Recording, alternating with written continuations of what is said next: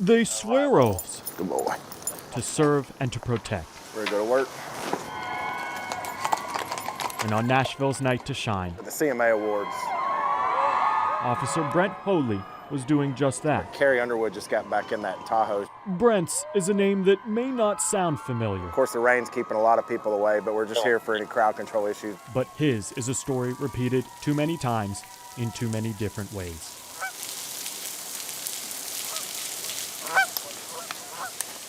They get mud packed in after being out in the rain. Chance brought Brent here.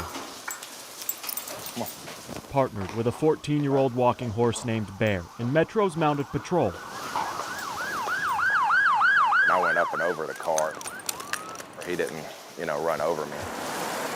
January 7th, 2012, 5:30 a.m. Brent was providing protection to first responders at a crash on Murfreesboro Road when a driver slammed into him. Who's to say why, it could have been very different for me too, but I just somehow got lucky. That's all it is, was luck. Brent says that knowing full well that he is right. May the 10th, 6 months ago yesterday. Officer Michael Petrina was 25 years old. And I can tell you that I wasn't home. My wife was home. So she had to open the door to the police by herself. But she knew what it was. Jim Petrina is Michael's dad. He lives just outside of Memphis. He grew up in this house. Yes, he basically grew up in this house. From an early age, Jim says his son was incredibly service-oriented, enlisting in the National Guard and eventually graduating from Metro's police academy. You always want your kids to be happy whatever they're doing and wherever they are, and so he was truly happy. It was a dream Michael was able to live out for 8 months. He hit the T-Dot truck, and then he hit Michael. And it was instant for Michael, which is a blessing. Much like Brent Hoadley, Officer Petrina was assisting at a crash on I-65 earlier this year. Officials say the driver of an RV from Florida didn't change lanes. First, he broke the move over law. Then, he broke Jim Petrina's heart. Absolutely. Every day, every morning. When normally I would talk to him or text, that's when I missed him the most. Michael is the 326th person to be hit while working Tennessee's roadways since 2005. What do you think should be done? I think the man was in the wrong, and he should be prosecuted for what he did. I lost a son. Jim has never sat down in front of a television camera until now. He made us better through example, and that's how he was. So I'm trying to live up to his example. What do you think will change this? More publicity. Hopefully it's not more of what my wife and I are going through and my son, because it's devastating. Ready to go to work? Come on. I've had a lot of trauma to my mouth. Total of 9 teeth were knocked out. Whether it's enforcement or a higher fine or just publicity that will change things, both Brent Hoadley and Jim Petrina say something has to be done. If the guy that hits me gets found guilty, his maximum fine is $500 and his license will be revoked for 6 months. So, no, it's definitely not enough.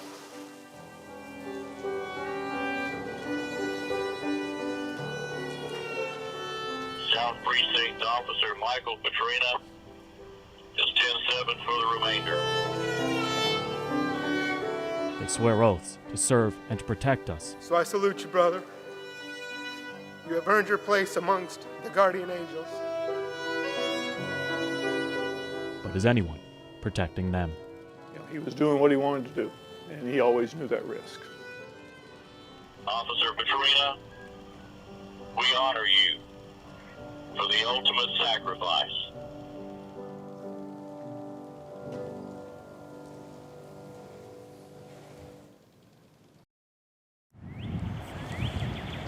Hi, everybody. It's 8:31. And it's the one-year anniversary of the marathon bombing. We've had.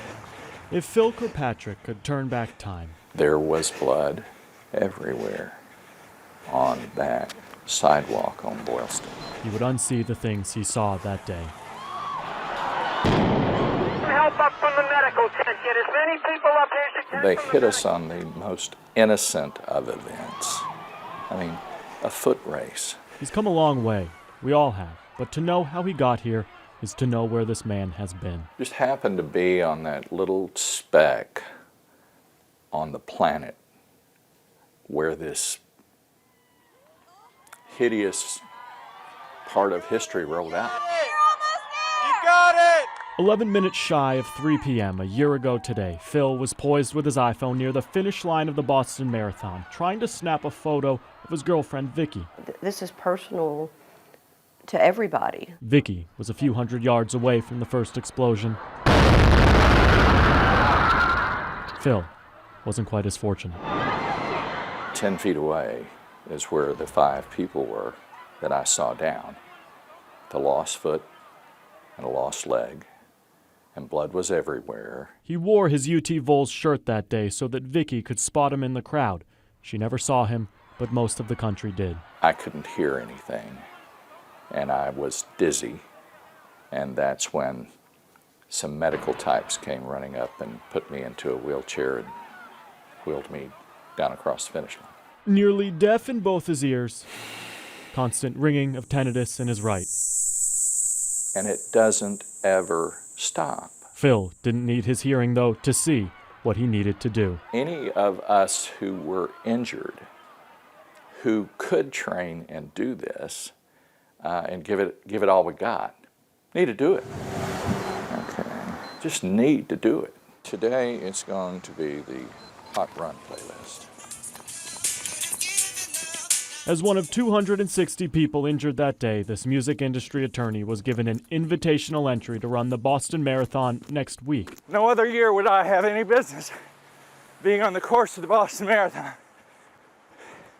This year, I have to be there. 60 years old, 2 artificial hips, and 2 ears that barely work. Phil's been out here every other day for the last 4 months. Boston strong. That's what it's about. He's never run a marathon before, probably never will again. And the finish line. Especially the finish line. I hope to see it. Phil, though, isn't running a 26.2-mile race. He is making a 26.2-mile statement. Compared to the poor folks who lost lives, lost limbs, I'm fine. I'm fine. Chris Conti, News Channel 5 HD.